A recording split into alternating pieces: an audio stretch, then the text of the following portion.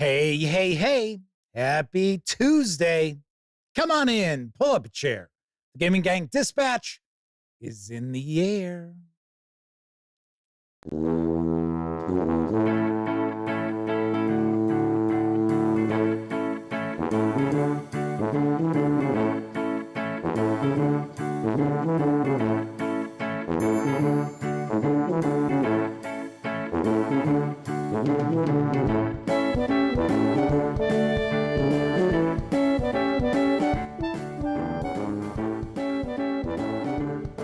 Howdy, gang, and welcome once again to the Duct Tape Studios. I'm Jeff McAleer, your host here at the Gaming Gang Dispatch, sponsored by, incredibly enough, Roll for Combat and their Battle Zoo Ancestries Living Legends Kickstarter, which we will talk about in just a few moments.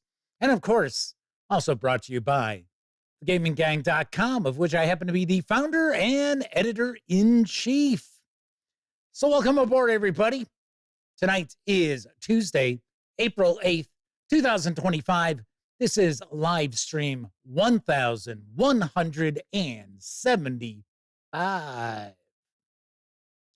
you're not overly familiar with the show, let me point out, super casual around here, just hanging out, talking about the latest in tabletop gaming news.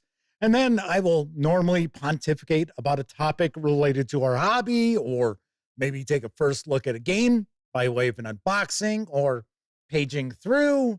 And we're going to be doing the later, should I say latter? No, I guess not. We are going to be taking a first look at the miniatures rule system, the Consortium, from the Consortium. Now, I'm not going to get into like a who's on first or anything like that. So we're going to dive on in. This is a system. Well, I shouldn't say system. This is a miniatures agnostic kind of system here where you can use any fantasy miniatures that you've got. So we're going to dive on in. We're going to take a peek at this in just a bit. But of course, we always tackle the tabletop gaming news first. So if you are tuning in because you want to take a peek inside the Consortium, it's probably going to be about 35, maybe 40 minutes before we get to that first look. So if you're watching live, kick back, relax, enjoy yourself. If you're watching after the fact, maybe even on Memorex, there will be timestamps right there in the timeline of the video, as well as in the show notes. So if you're really not interested in the tabletop gaming news tonight, you can jump ahead and dive right into that first look. Yes. So also should mention, when you're not watching videos on the Gaming Gang channel, be sure to visit GamingGang.com for all the latest in tabletop gaming news, reviews, and a whole lot more you are not going to find here on YouTube. You know the drill. Get your geek on at thegaminggang.com. And then, of course, because this is a live show, there is chat available. It's not on screen. It's one of the ways that keeps some of the more unusual commenters at bay. And you must be a subscriber to the channel for at least 10 whole minutes before you can take part in chat. Yet another way I keep some of the more unusual commenters at bay. But if you want to say howdy, maybe got a question, a comment, fire away. I'll do my very best to respond. First out the gate tonight is our good friend of the show, the Madman. Sean O'Donnell's with us, as is Robert Santon, Willona's Cave. Jeffner? I can't tell if there's an I there or not. I think there is an I. Could be a first-time visit in chat. So welcome aboard. W. Forge is here, as is Lenny Blade, and one of the authors of the Consortium, Julio Santiago, is also in chat with us tonight. I do see Caffeinated Cryptid jumped the gun and started chatting before the show began. So I always punish those people. They don't get first out the gate. It's not really punishment, but yes. So we're going to dive on in just a bit to take a peek at the Consortium, or as I've heard that word pronounced, the Consortium. It's actually usually how I pronounce it, but I think most people are referring to it as the Consortium. So that's what I will do as well. All right, so let's talk about our sponsor right now because their Kickstarter is getting ready to wrap up. That's right. Of course, I am talking about our good friends over at Roll for Combat and their Battle Zoo Bestiary Living Legends Kickstarter. Has 14 new species for you to take on, including the Evil Eye, which is kind of an oddball sort of creature there. So there is loads cooking with this Kickstarter. And of course, there is a short Kickstarter video that all of you seem to really enjoy. So we're going to give it another peek. No. There's nothing else to roleplay as in my tabletop games. I've been everything imaginable. A dwarf, a halfling, an elf, a sexy elf. Hey, Jack. What? Jack. What is it, Vampire Cop? I know you're looking to put weird little monsters into your game. Well, look no further. Battle Zoo Ancestries Living Legends has 14 unique ancestries for your Pathfinder 2E or D&D 5th edition games. Radical! Like Swarmblood, a creature made of hundreds of other little creatures. Gargoyles, where you can disguise as an ordinary statue, but also become a warrior of the night. Look at them all. Angels, devils, sphinxes, evil eyes. I love them and I will die for them. And if you really want to go full sicko mode, you can be a fusion and play as an ancestry that combines multiple characters in one, like a chimera, two-headed giant, or even a hydra. You could either share this character with other players or control it all by yourself. I could have the power of both a low-level internet personality and a low-budget, sexy horror action movie? Visit Kickstarter.rollforcombat.com to get Battle Zoo Ancestries Living Legends, which includes in-depth information about each creature's culture, society, and history. You also get hundreds of digital tokens and illustrations that work with any VTT. Go get your hands on all these little freaks today. Hey, can I join you? Sure, we can be a chimera now. No! This Kickstarter is well past its funding goal. In fact, it funded within minutes of launching. And if you are interested in either the Pathfinder 2nd edition or the 5e or 5.5e Dungeons and Dragons edition, you can reserve a copy in hardcover with PDFs for a $69 pledge. If you want just the PDFs, it is a $39 pledge. And then you can also sprinkle in a little virtual tabletop action by way of Foundry for the flavor of your choice. It is $99 as far as that pledge. This is going to finish up on the 11th. So this is the final week for that Kickstarter. So there you have it. Very nice. And as I pointed out previously, if you're not familiar with Roll for Combat releases, the production quality always top notch. It is excellent. It really, really is. Kevin King and the lovely and talented Miss Sarah D are popping on into chat. Sarah D is one of our chat moderators, wielding her ban hammer, the glittery ban hammer that is. So be on your best behavior. And I see we have Brandi Mullen, who is the other half of the consortium.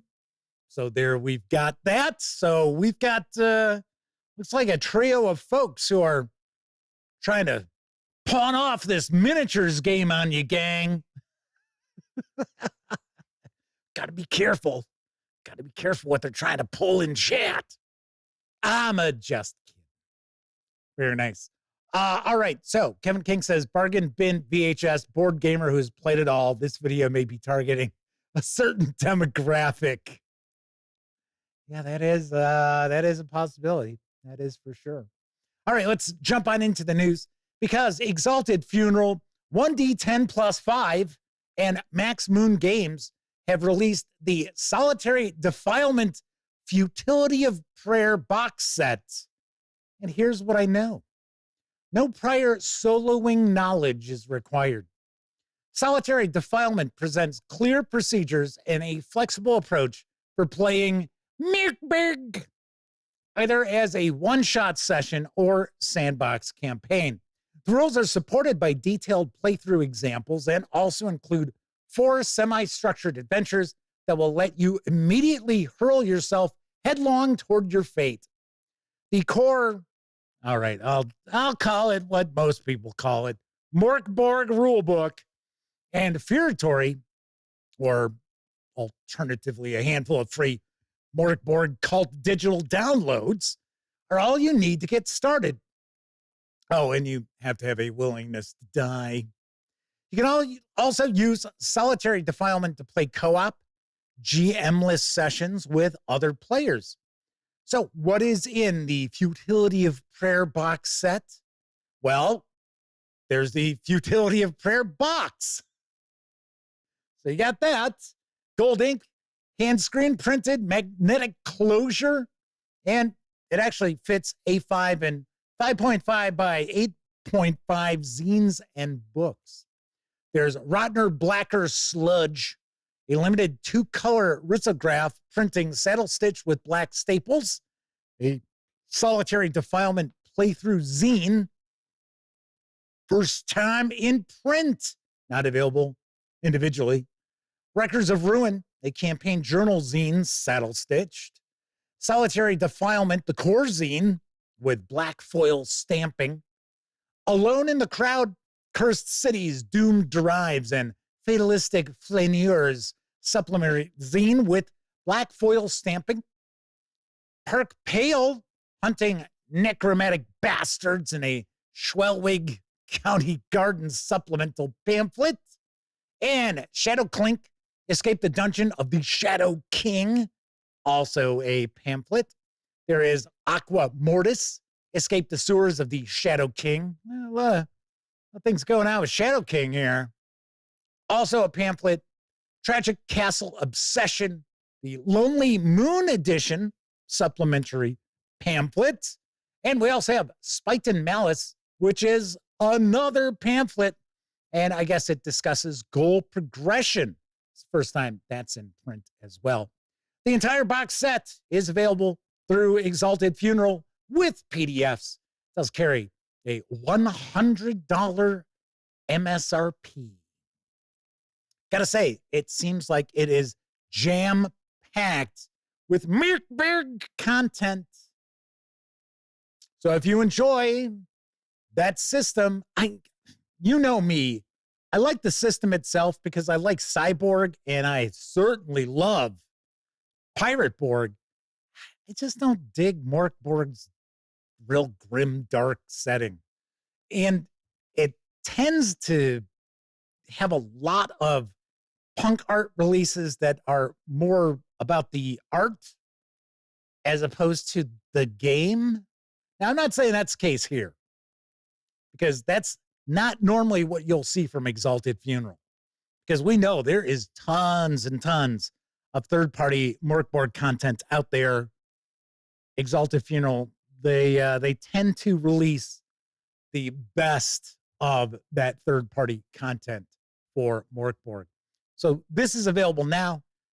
I don't believe you can get just the PDF. I think it's got to be the box set, and then you also will receive the PDF or PDFs, plural. Stacking Limit is with us tonight. Welcome aboard. Now available in print and PDF from my friends over at Troll Lord Games is Engineering Villages for Castles and Crusades. Or let's be honest here, I'm sure it's fairly system agnostic. And I've got the lowdown. Engineering Villages provides all the information needed to quickly establish small, settled communities specifically hamlets and, you guessed it, villages. In this resource, the Troll Lords delve into types of villages, discover various village layouts like nucleated, linear, serpentine, and circular, along with purpose-driven settlements ranging from proto-agriculture to resource-based hamlets. There are settlement patterns. You can explore the reasons behind different settlement patterns and who might inhabit these villages. Understand what villagers might do for trade, from seasonal workers to self-sufficient communities. Every inhabitant has a role in a network for survival. Learn about the architecture of village homes, including longhouses, conical structures, and rooftop designs constructed from materials like wattle and daub, or brick. The daily life and challenges of hamlet dwellers are not overlooked, focusing on how they achieve self-sufficiency or engage in seasonal work. Creating your village is made easy with a host of ready-made tables and charts, enabling you to craft a village quickly for your game, story, or any scenario where you need a small settlement. You are the engineer. This 50-page softcover with PDF carries an MSRP of $13.99. If you just want to grab the PDF alone, you can do so over at Drive-Thru RPG for $6.99. And you may recall I reviewed the Engineering Castles and Engineering Dungeons releases from Troll Lord Games. Liked them a lot. I thought they were just absolutely jam-packed with useful content. I'm going to go out on a limb here and take a guess the same will be true for Engineering Villages. So very nice. And in case you missed it, I shared my review of the reforged edition of the Player's Handbook for Castles and Crusades. I put that up last night. So if you've missed it, I know folks were curious about the reforged edition, even though I had already reviewed the previous print run for Castles and Crusades, but that is now out. And I'll be very honest, there are changes, but they're not massive changes outside of the magic spells have all been rewritten. So you've got that. So we have that. Kathy Evans has joined us tonight. Good to see you, Kathy. Thanks for popping back on by. Moving right along, let's save you some money if you're in the mood for some D20 releases, because Green Ronin Publishing and Bundle of Holding have teamed up for a money-saving offer on the third era of Green Ronin Publishing releases. Now I've got the deets on the deal. Adventure! This all-new mega-sized Green Ronin third era bundle presents D20 system tabletop fantasy role-playing rulebooks, supplements, and source books from, you guessed it, Green Ronin Publishing. From 2000 to 2008, Green Ronin used the then new open game license and the D20 system trademark license to publish source books, settings, and adventures compatible with Dungeons & Dragons 3rd edition and its 3.5 revision. With the advent of 4E, the D20 trademark license went bye-bye, and Green Ronin rebranded its titles with the third era logo. These top-quality source books, among the best from the D20 boom, help 3E players and game masters enhance their campaigns with new rules, new classes and prestige classes, and historical settings. Fans of other editions, or indeed of any fantasy role-playing game, will find settings and adventures galore. For just $14.95, you'll get all 11 titles in the starter collection, which has a retail value of $114, as DRM-free ebooks, including the complete Advanced Player's Manual, Advanced Game Master's Guide, and Advanced Bestiary Rules expansions, plus 8 Advanced Races Codex source books. The Drow, Dwarves, Elves, Gnomes, Half-Elves, Halflings, Half-Orcs, and you and I, humans. And if you pay more than the current threshold price of $25.25 may have gone up a penny or two since I wrote this. You'll level up and also get our entire bonus collection with 17 more D20 system source books worth an additional $206. All of these supplements support the D20 system version 3.5, except for the 6 masterclass handbooks. These are in the 25-25 tier, and 2 Testament source books, which actually support 3rd edition D&D. And these savings are going to run through April 28th. I thought this was kind of an unusual bundle to roll out. I know that Green Ronin has done a previous bundle with a lot of their 3rd era D20, whatever you want to consider it. And I think at the time it was like 70 PDFs were part of that bundle. It may have been through Humble Bundle. This one, a little bit smaller.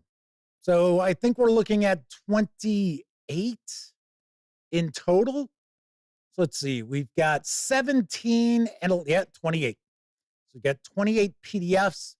Not too shabby, but I don't know. We're looking, this is a ways back here.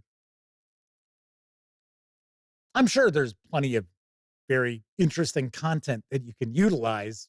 I mean, it's not as if everything is going to be, specific for that system or system edition, I should say. You might want to give it a peek.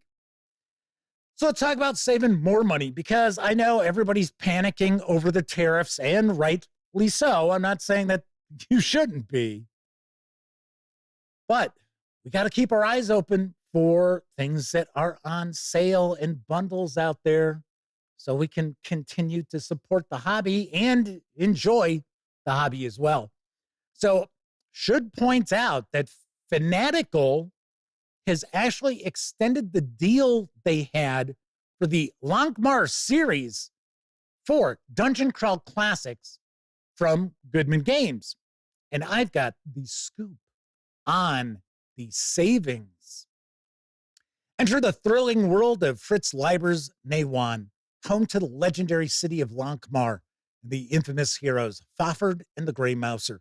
Prepare yourself to battle members of the city's nefarious thieves guild in fog-shrouded alleys, to barter for cursed curios in the Plaza of Dark Delights, and to seek the wisdom of Ningobel of the Seven Eyes and Shilba of the Eyeless Face. And I don't know why we're getting that wrong image popping up. That is weird. All right, so yes. Move right along. Step into the urban fantasies of the world of Fritz Leiber's imagination, where he had the chance to become a hero or villain in the great city of Lankhmar. This adventurous setting offers you the same systems as Dungeon Crawl Classics, but with an added bonus of fleeting luck, boons, and more. There are also no clerics in Lankhmar. Will you become the greatest thieves of Lankhmar or fall victim to the Thieves Guild in the end? Now, you can jump aboard this bundle for as little as $1, or you can go all in and score all 23 PDFs, nearly $240 in value, for $12.95 through April 29th. So this was supposed to end. It was extended. And if you have any interest in Dungeon Crawl Classics, maybe not necessarily the Lankhmar setting, although I got to be honest, I wish I had this, So I'm a huge Fritz Leiber fan, and Fafard and the Grey Mouser are my absolute favorite sword and sorcery characters. But you can actually pick this up, the $12.95 tier. There's actually 3 tiers. One is for $1. I think the other is like $5, something like that. And then we've got the all-in for $12.95. That actually includes the PDF for Dungeon Crawl Classics, which off the top of my head is at least $15 or $20 over on Drive-Thru RPG. Yes, that's what I'm saying. If you're interested in Dungeon Crawl Classics, maybe not necessarily Lankhmar, although you'd be out of your mind if you weren't. But if you were, pick up the PDF for $12.95 for Dungeon Crawl Classics. You can't beat it. You cannot beat it. And once again, this deal will run through April 29th. Very nice. Very nice. I got to say, this is a rocking deal. Honestly, this deal is, I don't want to say it's better than most of the Humble Bundles, but I would say it is pretty similar to what we see from Humble Bundle. And this will unlock the PDFs to your Drive-Thru RPG account. So keep that in mind as well. Chris Lundgren's joining us, as well as his wife and Buddy the Cockatiel. So hello to the Lundgren family tuning in. Let's move on to our final news piece, because I ran across an interesting looking free fantasy role-playing game. And I've got the skinny on Heroes of Adventure from Nameless Designer. And that is the name of the company, Nameless Designer. I'm not saying that it's a nameless designer. It's not anonymous, it's Nameless Designer. Heroes of Adventure is a tabletop role-playing game about a group of travelers, explorers, mercenaries, and treasure hunters who travel through the perilous wilderness from settlement to settlement, taking on missions, jobs, and adventures that others refuse to do. This game is inspired by classic fantasy adventure games of yesteryear and is absolutely free to download. The Heroes of Adventure Player's Handbook contains all the rules and information needed for players to create their own heroes and play the game. The book contains the rules, a simple D20 core mechanic. Choose your race from human, beastman, dwarf, elf, half-elf, and halfling. Choose your class from barbarian, bard, cleric, druid, fighter, knight, mage, monk, ranger, thief. Each class has 4 different options. There are weapons, armor, and equipment lists, as well as a risk versus reward-based magic system with 18 magic domains and spell lists. There's resource management elements, including equipment wear, crafting, alchemy, and scavenging. There's a setting guide to the Fallen Lands, a blank canvas which encourages collaborative world building through gameplay and adventures. Heroes of Adventure is a semi-compatible OSR type role-playing game, and this PDF is absolutely free. So you may want to check that out. I say it looks fairly impressive. There is also a free adventure for this. I might share a news piece about that tomorrow after I have an opportunity to take a peek. So we have got that. All right. So that is it for the news tonight. Of course, I was just talking about Drive-Thru RPG, and a little bit later on, I'll actually be mentioning Wargame Vault. Don't forget, the Gaming Gang, thus the Dispatch, is affiliated with the One Bookshelf sites. So if you are going to visit, say, I don't know, Drive-Thru RPG or Wargame Vault, Storytellers Guild. Wait, no. It's Dungeon Masters Guild, Storytellers Vault. See, the 2 vaults in a row threw me off. Anyway, if you're going to go visit any of the One Bookshelf sites, please stop by thegaminggang.com first. Click on one of our banner ads. That way, if you happen to make a purchase, I get a small portion of that sale. And all those nickels, dimes, and quarters really do add up and help keep gaminggang.com around. Also, if you like the video, if you dig the channel, if you find the Gaming Gang to be a valuable resource, hell, if you just like what we do, please consider supporting us on a monthly basis by way of our Patreon. Yes. Visit our Patreon, and you will also get an invite to our Discord server where we have some members-only sections. In fact, I just started a buy-sell-trade channel on our Discord. I'm thinking of making that members-only and floating stuff out that is from my collection for people out there. So that is something I am considering. But I think we already have like 50 members. I was kind of surprised. Kind of cool. Kind of cool. I will say it's a work in progress. So there you have it. All righty then. Melodic Method is with us. Said that thumbs up had them wondering if they were lagging. They're lurking, playing video games. Well, that's okay. All right. Chris Lundgren wants to ask a question. And then maybe I will mention something about the tariff panic. Semper Buffo is popping on in. Good to see you. Kevin R. Smith is with us as well. So Chris Leonard says, I was trying to be polite. Oh, unlike the other times when you completely derail the episodes by taking us off on random jaunts in chat.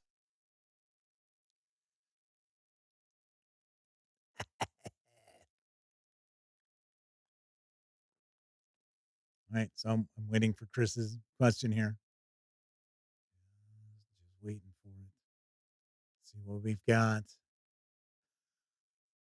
I'm waiting with bated breath.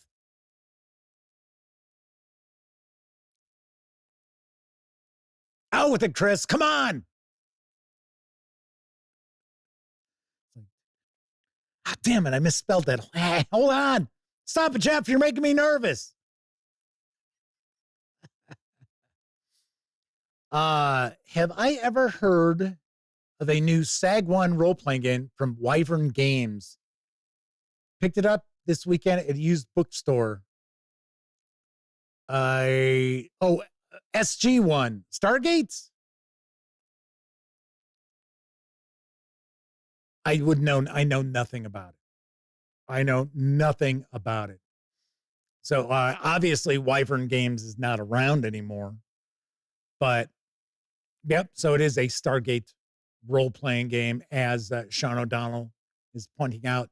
I have to admit, I didn't really, outside of the film, I did not follow the syndicated shows or anything like that. I just wasn't my bag of tricks as far as the syndicated, like Stargate Atlantis and stuff like that. Look too cheesy. Remember, I'm also the guy who, like, Babylon 5.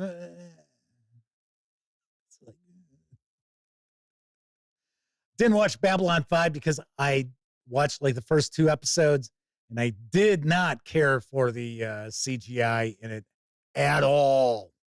And I know, I missed out. A lot of people told me what a great show it is, but at this point in time, there is so much out there. What incentive do people really have to go back and watch old stuff? And as I say that, I actually watched the 2 original Kolchak movies last weekend. So, and I'm like, yeah, you know what? I think I'm going to watch the old episodes of the show, because there's only 20 of them. It only lasted 20 episodes. So, yes. And I got to say, tell you what, and I know they tried to reboot it not that long ago with the new Kolchak show. If somebody went and did Kolchak the Night Stalker, yes, Stacking Limits, like Kolchak the Night Stalker is like, yep, that's exactly it. If somebody wanted to reboot that, my recommendation, as I have a Ladybug floating around. This is the land of the ladybugs and the kingdom of spiders. So I think I know how the circle of life works around here. But if they wanted to reboot Kolchak the Night Stalker, what they should do is actually go for a Lovecraftian story arc.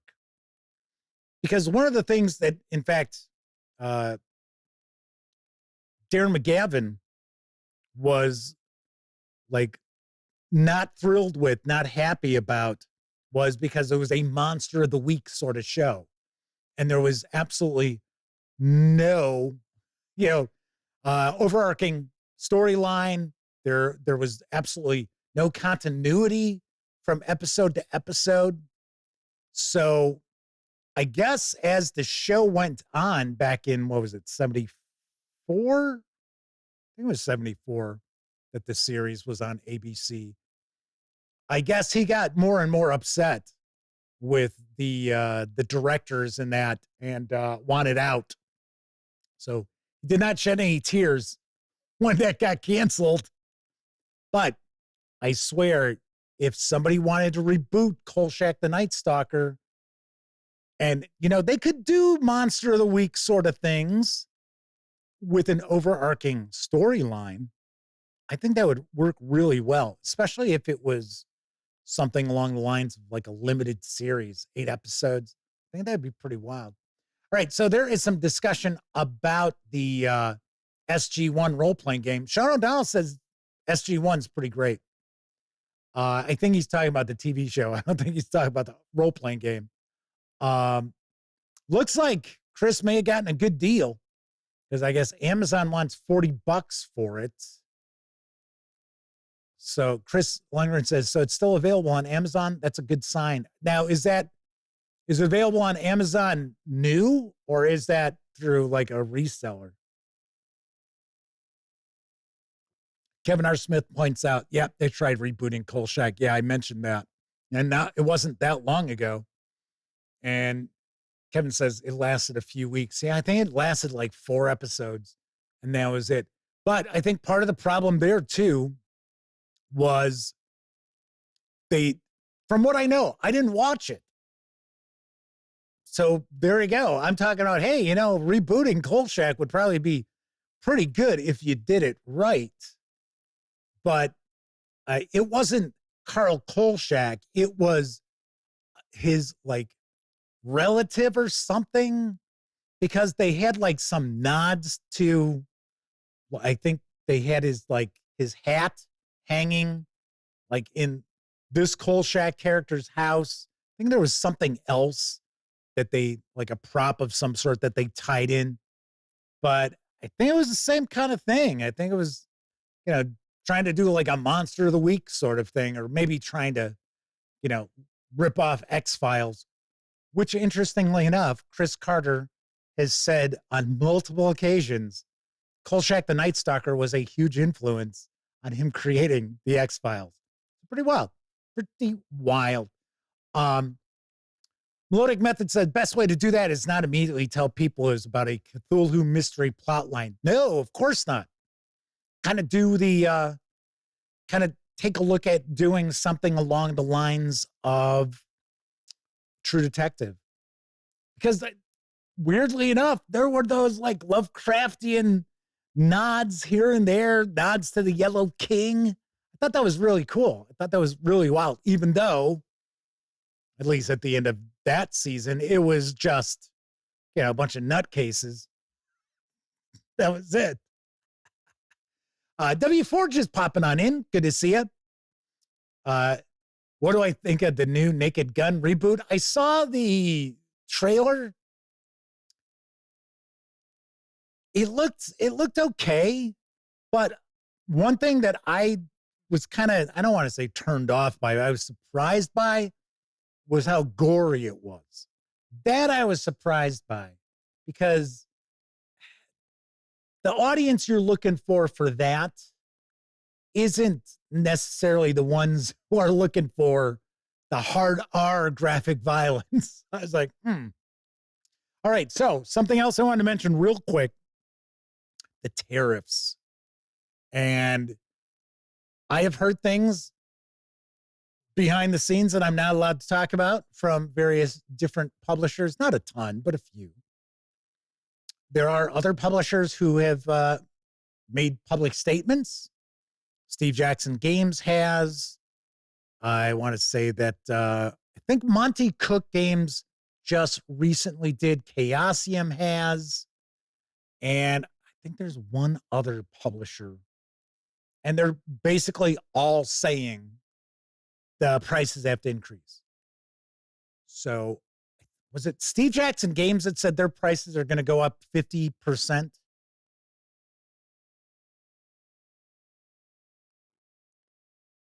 So, and I know there's talk that, well, books aren't subject to tariffs. But the thing is, game books are not classified like literature or nonfiction books. There you go, Cobalt Press. Sean O'Donnell points out, you know what? Yes, I have seen that. It took me a minute before I was like, wait a second, did I see the Cobalt Press one? Yes, I have seen the Cobalt Press one. Stacking Limit says Steve Jackson Games produces board games. They also produce GURP stuff. I don't know how much print stuff that they do with GURPS anymore, but I mean, they've got a lot of stuff that they've acquired over the years, that they've produced over the years. So 245 Triaxon is joining us once again, said they're thinking of switching to PDF except for a select few books. I think that's what people are going to need to do for a bit. And sadly enough, everyone's going to suffer from this. Now, I wasn't going to do a complete show about this topic because right now there's a lot of clickbait out there discussing the tariffs, telling you absolutely nothing new and giving you a whole bunch of, worst case scenarios. And then there's nothing to back it up. So I wasn't going to do that because you know me, I avoid clickbait like it's the plague. That's just not the sort of channel I've got. But people are talking about the tariffs. And yes, I completely agree. As far as the gamer side, as far as tabletop role-playing games, miniatures games, if they're available in PDF. And I know there are people out there that are like, oh, I hate PDFs. You got to make a choice then. I mean, there are people, I have people in chat. They'll pop in and say, oh, I can't stand PDFs. I want that physical book. And I'm right with you on that. I don't hate PDFs. I'm fine with them. But I like to have a book as well. But if it's a choice between continuing to enjoy the hobby and be able to pick up new releases from time to time, or being priced out of the hobby, you're going to have to use PDFs, right? Even though you don't like them, you're going to have to like them a little bit. And I don't know how long this is going to go on. I mean, there are people out there who are saying these tariffs are going to be the death knell of the hobby. Now, that's a possibility because, unfortunately, a lot of people out there don't realize this, but the vast majority of publishers out there, they're not getting rich by being involved in tabletop gaming. They're squeaking on by. This is going to be a major problem because if you figure you've got, say, a $50 game, and now that $50 game is going to be a $75 or $80 game,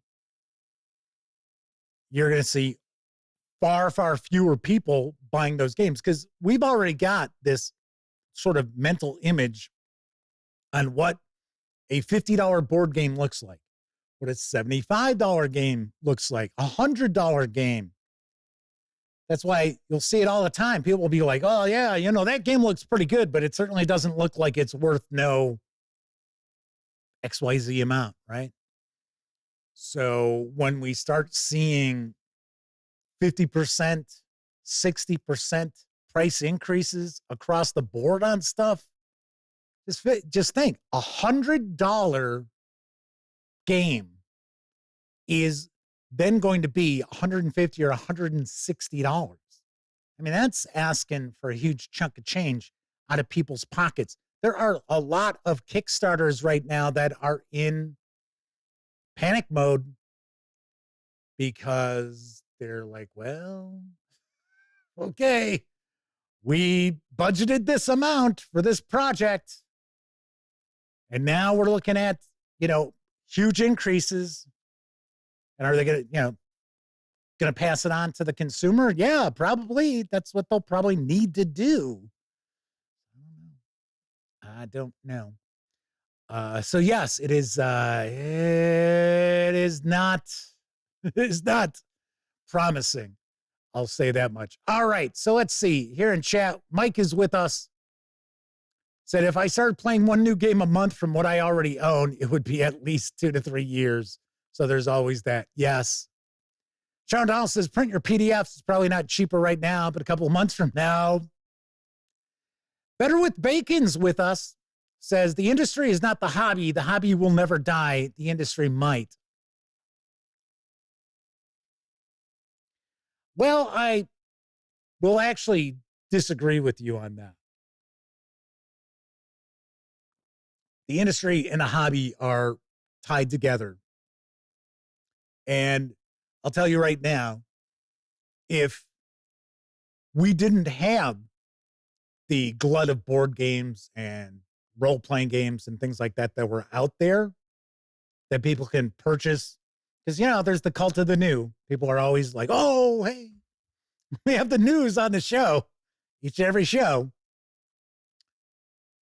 If there wasn't that, I think you would see people migrate to other hobbies. Now, of course, there's the grognards out there. There's people like me and like many of you watching.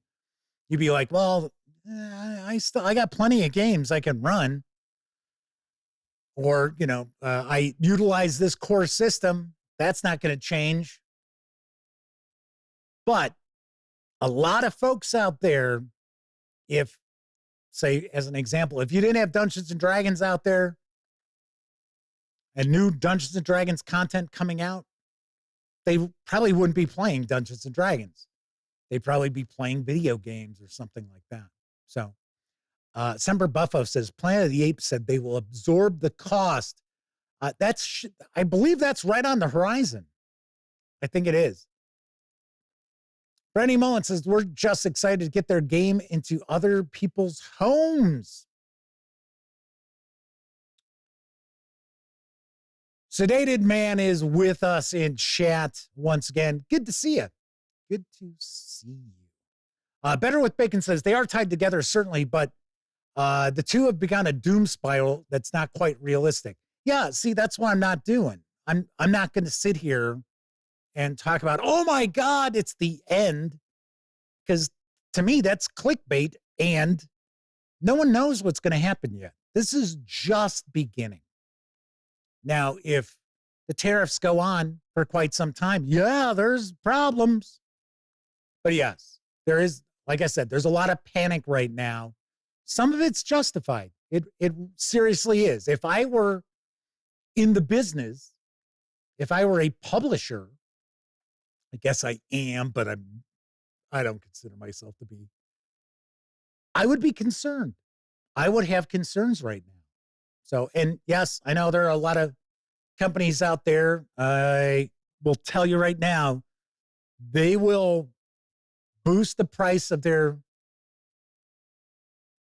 games, books, what have you, even if they don't need to do that.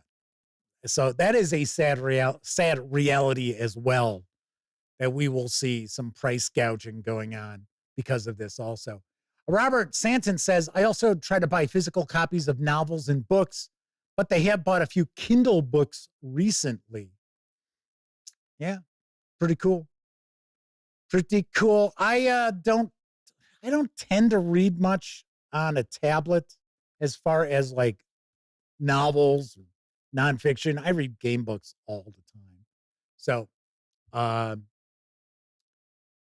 with Bacon says, yeah, we're in agreement. It's just hard to be clear in these dang YouTube comments. Yes, and of course, sarcasm, not that anyone's being sarcastic at the moment, sarcasm gets lost very easily as well. All right, so just wanted to mention, yes, I get it. People are freaking out about the tariffs. I can see why, but I'm not going to, devote a lot of time to something that I am not sure about and try to pawn it off as, well, this is a fact, like we're seeing other outlets do right now, because it's almost like, what do they call it? Like murder porn. People who like watch a lot of like true crime stuff, and it's like, oh, it's murder porn.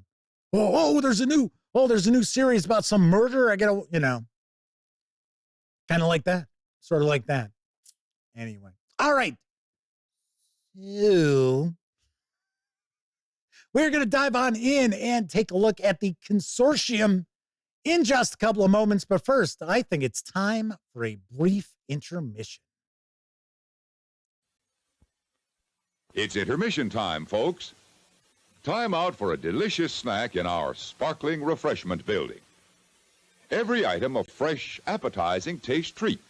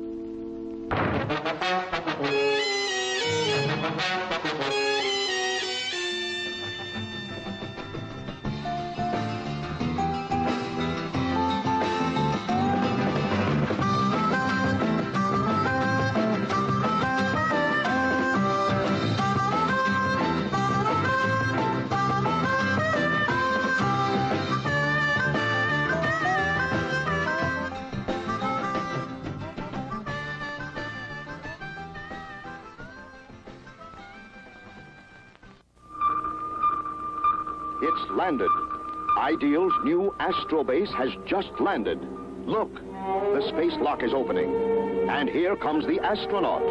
He's being lowered from the astrobase into the remote control scout car. The two space probes are being mounted for launching. The car is scanning the area. And there go the space probes, calling them back to the astrobase. Mission accomplished. Ideal's astrobase and Colonel Macaulay's space helmet are the greatest way to play outer space. You can scan the skies, launch deep space probes, fire rockets, destroy stray meteorites. Ideal's astrobase is at your favorite toy store.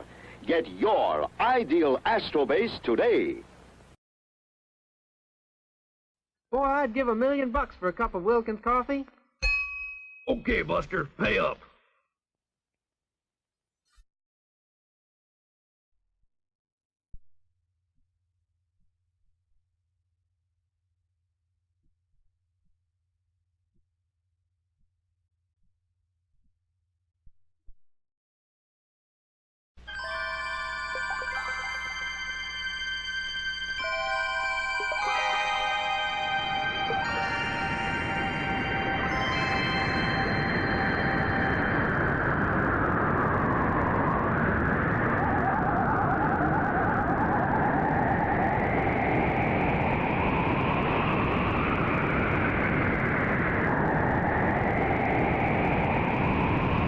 About to experience a 21st century nightmare. A voyage into an uncharted realm of futuristic fear. An expedition in search of the key to the unknown has uncovered a new form of life. More intelligent. More powerful. More frightening than anything ever encountered in space. Star Crystal. No! Roger! star crystal, a new form of life and death.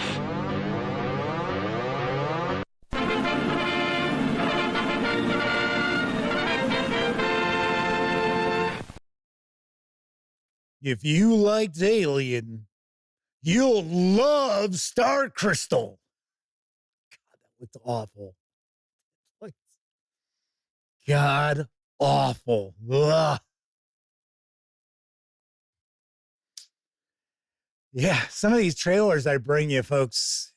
I have never seen that movie. I just stumbled across the trailer. I'm like, yeah, that looks terrible. I think I'll have to share that in kind of an Ed Wood sort of way. All righty then. So tonight we are actually going to dive on in and take a look at the Consortium from the Consortium. This is written by Julio C. Santiago III and Brandi Santiago. Or maybe it's Brandi Mullen in chat.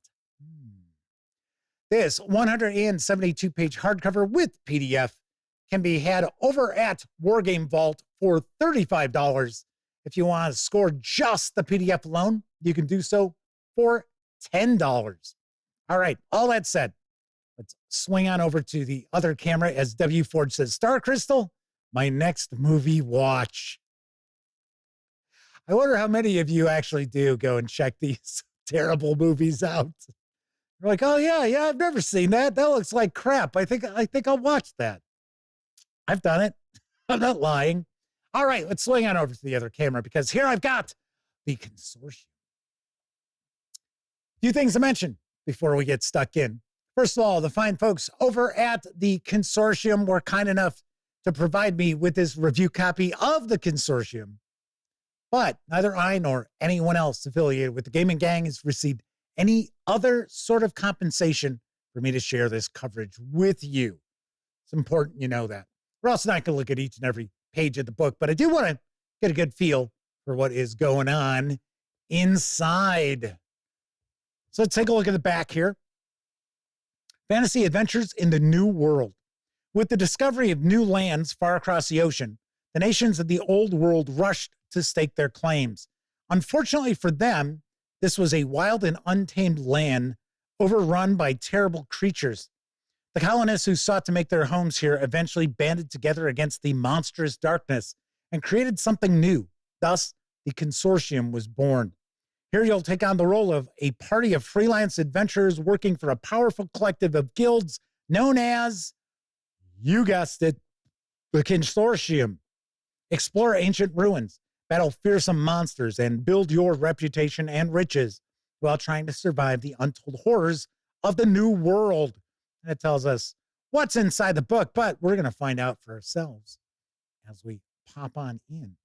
So first thing we're going to do here is take a peek at the credits page. Is it up front here or is that in the back? Let's take a look.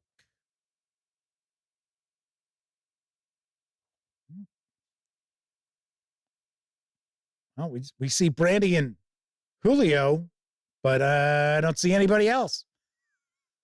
Oh, wait a second. Hang on. Here we go. There we go. So that is our credits page.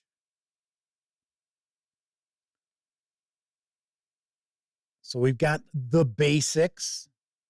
For most people reading this book, you probably already know what this hobby is all about. But if by the off chance this is your first look at miniature wargaming, let us say welcome. The very core of this hobby, what we're really doing is playing with toys. Battles are fought out using these rules and dice on a tabletop battlefield with miniature terrain laid out to represent the land that your characters are traversing. In a campaign of the Consortium, you will create your hero's party, take on various missions for the different guilds. Each house has its own agenda, and the more successful you are in serving that agenda, the better they will treat you. So I believe we do have a series of like 40 or over 40 missions.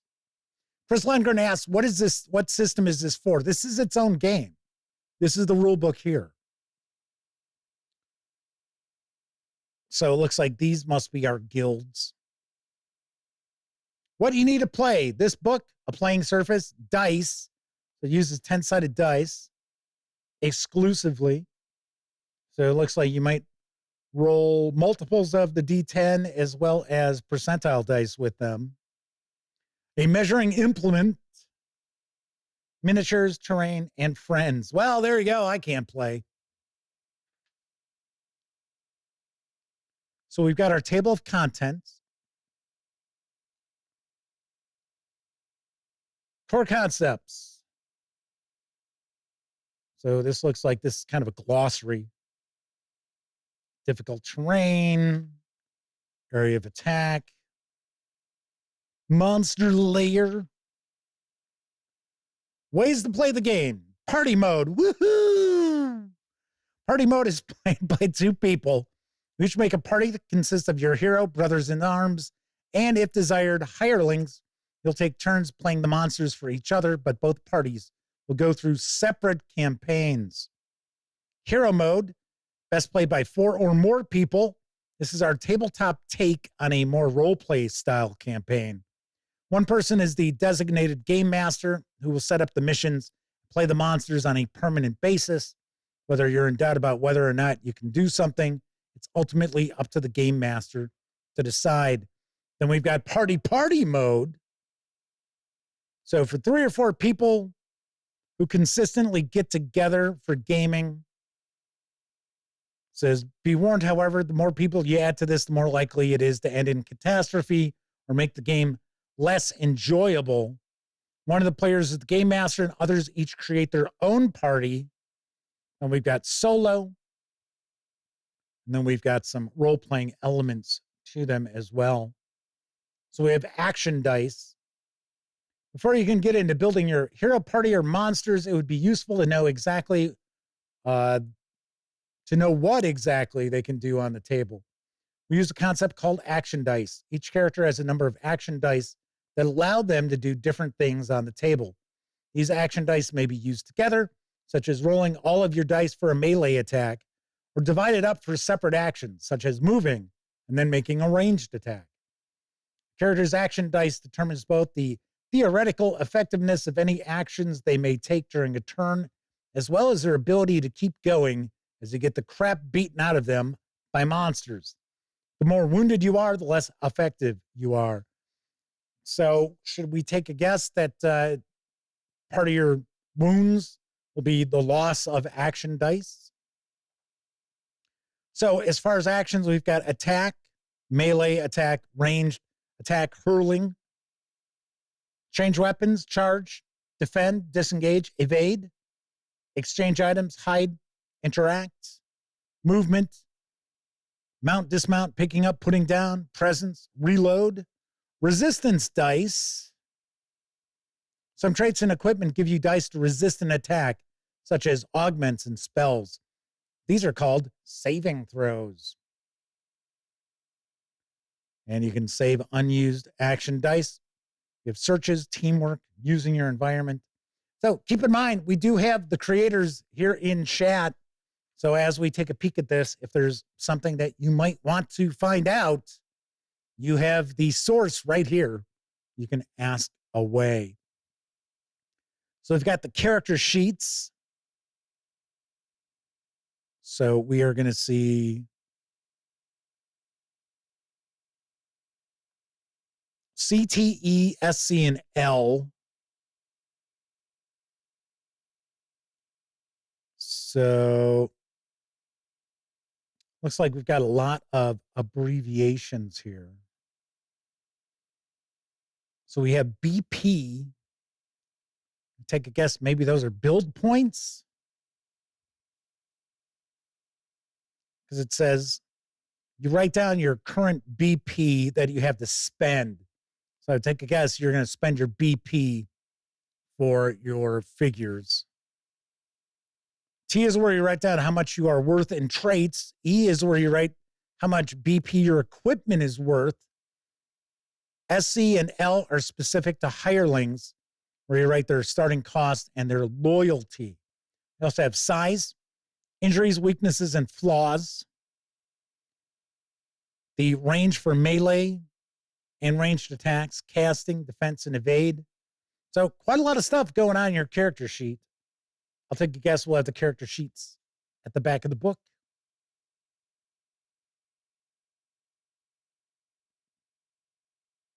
So Chris Lundgren's talking about how Modifius is in a collaboration to create a new Stargate SG-1 role-playing game. I heard that. I really haven't shared news about that simply because it's like when I get companies contacting me all the time saying, hey, Jeff, we're going to launch this Kickstarter in June. It's like, okay, well, when you launch the Kickstarter, I'll share a news piece about it. It's like, what am I going to share now? Hey, here's this new news piece that you'll have completely forgotten about by the time June rolls around. Kevin King says, so bring your own minis war game? I suppose the build points would keep the kid who shows up with Astra Militarum under control. So yes, as Brandi points out, it is a completely miniatures agnostic game. So Chris Langner says it's the same game they got for $9. Is Modifius just going to publish it? Is that because Modifius does that? That was something Cubicle 7 Games used to do a lot. They published a lot of third-party stuff, and then they were finally like, that. You know what? Nope. We're just going to publish our own stuff. So here we've got the hero, who is the leader of your party. As such, the responsibility of the group's welfare and success lies on their shoulders. Whether or not they choose to share that burden is up to them, but knowing heroes, probably not. Choose one of your party members to be your hero. So I do get the feeling that this is pretty much a skirmish level game here. So we've got different heroic virtues, character flaws, which looks like you would roll up randomly, professions,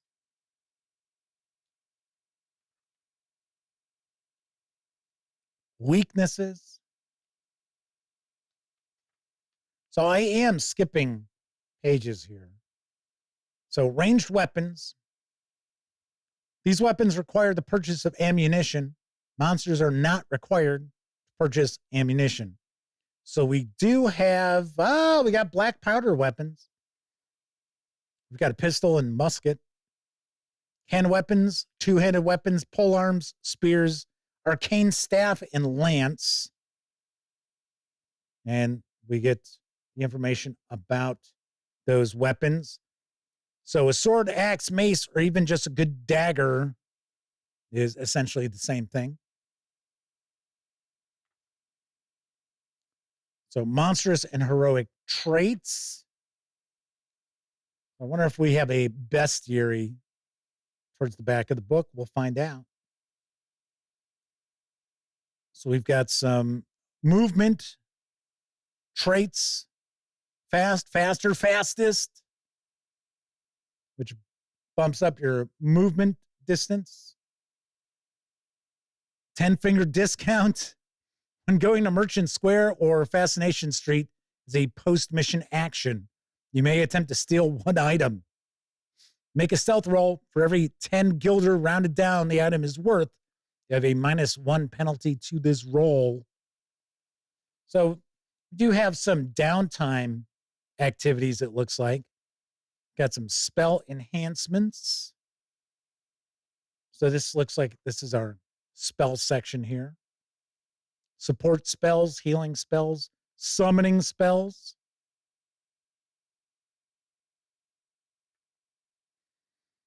Our layout and terrain. Concepts of terrain, standard monsters. This is section here is about spawning and building monsters. Got some in-game events. So it looks like these are our missions. Where the streets have no name. Large influx of settlers has been arriving from the old world as of late, and we are quickly running out of room to keep them within the city. We will not see our dream of a better tomorrow tarnished by tent cities popping up around our walls. Our people deserve better than that. We will need you to travel out to an old abandoned settlement and assess its condition for repopulation. For a second, I thought it was going to be the heroes have to roust the homeless off the streets. I was like, wow, wait a second.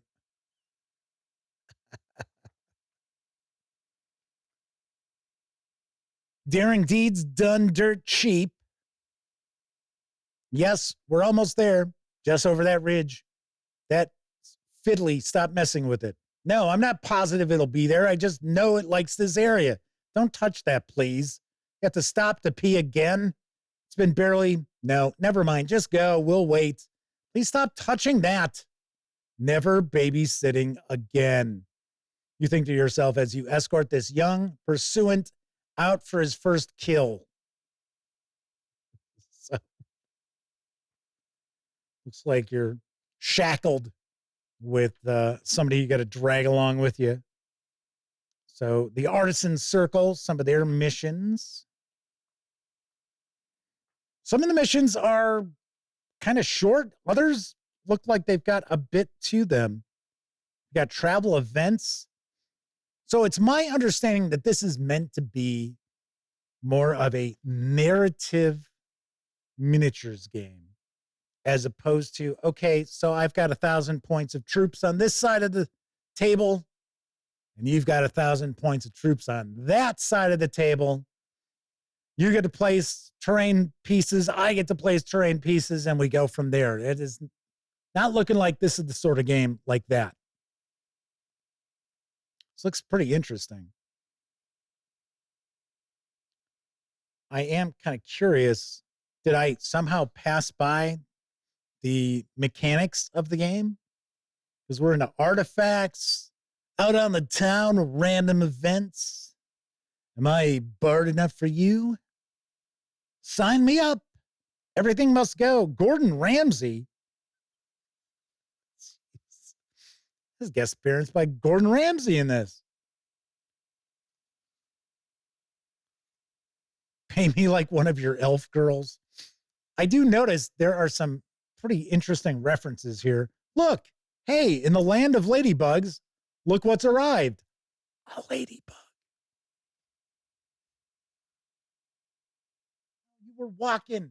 I blew on you to keep you moving. I want to just flick it off. Come on, get on there. Come on, be a buddy. Come on, I'm up on this. Yay, keep going, yay. Yes, I'm a dork. What can I tell you? So Julio Santiago says the mechanics are pretty simple. They're explained earlier on in the book. They must be pretty simple because I'm not skipping like tons of pages at a time. So I am very intrigued by this.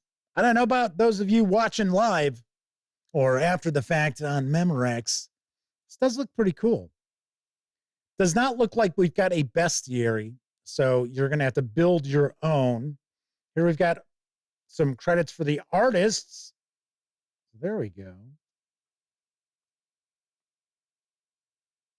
Let's make sure we give some credit where credit is due. Some acknowledgments. I'm going to guess we're going to start getting into our like character sheets and stuff. There we go. It's like this is our missions, because I think those are the guilds up there. Yep, some monster sheets, hireling sheets, templates for area of effect. Cool. Interesting. So that is a peek inside the Consortium miniatures from the Consortium. And of course, I will look to have a review of this in the not too distant future. So very cool, very cool. Once again, this was a review copy that was sent to me by the fine folks who are hanging out in chat, Julio and Brandi. All righty then. So that is it for tonight's show. On tomorrow's show, we're going to dive on in. We are going to take a look at the Molt from Exalted Funeral. I also have the Badass Game Master screen. That's what it says, Badass Game Master screen. As well as character sheets. So that's kind of interesting. So that's going to be on tomorrow's show. And then on Thursday's show, we're going to take a look at a trio of Tales of Argosa adventures. Sky Tower of Bilkos, Caverns of Shinog, and Crypt of Kersaba, which is actually a Polish sausage. You may know it's not. So we're going to be taking a look at those. I do want to mention, a week from today, I have to go take a stress test. And unfortunately, it's not just a stress test. It's one of these tests where they have to shoot me up with ink. Then I have to go like lay flat underneath this machine, which I'm not claustrophobic, but I'm telling you, if I was, I would go insane because it's like 20, 25 minutes below this thing that looks like it's from a 1970s science fiction show. Because it's all sharp edges and everything else. Looks like it weighs about 2 tons. And one of the edges of the machine is about 3 inches off your nose as you're laying there for like 25 minutes. Then you go take the stress test. And then they make you lay down under this thing again. So I've had this done once before and despised it. Hated it. Because for one, they couldn't get my heart rate high enough before I had to tag out on the treadmill. I was like, absolutely not. Yeah, I'm like, you are not going to force me to have a heart attack on this treadmill. So they had to shoot me with, I guess it was adrenaline to get my heart rate up high enough. And then we're like, okay, let's go. And of course I'm like, ugh. And then it just felt like crap for like a couple of days. So what I might be doing is I might be taking next week off. Don't know yet. I haven't decided yet. Warren Rollins is with us, says, yikes, good luck, buddy. Coco B is hanging with us as well. Says, looking forward to the Tales of Argosa adventures. Asher is with us in chat.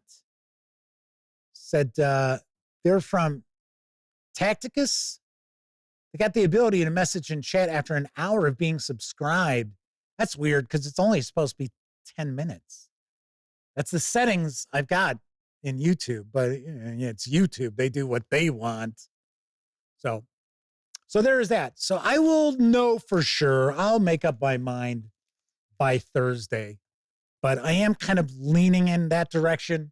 I'll tell you right now, there will not be a show a week from today. W. Ford says, do you have to ingest radiation? No. But the thing is, see, the other thing that I don't like about this is that the dye that they give you is supposed to be difficult for your kidneys,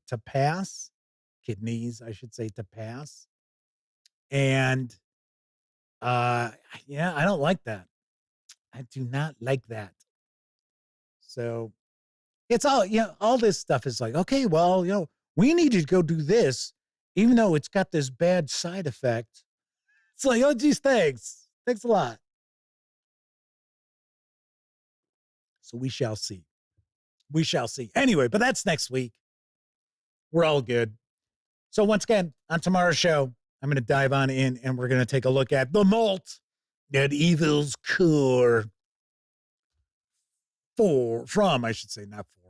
Exalted Funeral. Chris Langren says it's bad for diabetics. Well, I'm pre-diabetic. Yeah, okay. So yes, yeah, right, exactly. And then if you have any form of diabetes, you got to be real careful with your kidneys. So yeah, it's all got all this science and we're sicker than ever before. It's like, okay, thanks. All righty then. So if you're watching live, thank you very much. If you watched live and took part in chat, a bigger thank you, because not only do you keep me company, you keep each other company while I'm tackling the news or flipping on through a book or unboxing a board game. So I appreciate that. But of course, I know a lot of folks out there, they don't have an opportunity to watch live. Doesn't matter if you're watching live or on Memorex. Thank you for taking time out to watch any of the over 2,100 videos on the channel. Yes, there are over 2,100 videos on the Gaming Gang channel. Yikes. I know. Of course, when you're not watching videos on the Gaming Gang channel, be sure to visit thegaminggang.com for all the latest in tabletop gaming news, reviews, and a whole lot more you will not find on YouTube. You know the drill. Get your geek on at thegaminggang.com. Big thank you to our sponsor, Roll for Combat, and their Battle Zoo Ancestries Living Legends Kickstarter, which runs through this week. April 11th is the final day. All righty then. So if you like the video, by all means, please give it a quick thumbs up.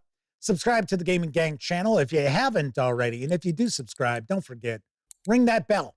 It'll not only let you know when the Dispatch streams live Tuesday, Wednesday, and Thursday evenings right here on YouTube at 7 p.m. Central.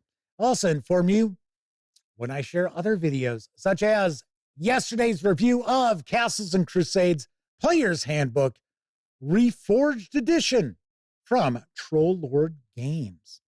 Don't forget, if you like the Gaming Gang, feel it's a valuable resource, please consider supporting us on a monthly basis at our Patreon, which you'll find links in the show notes. Of course, be sure to visit our Discord server.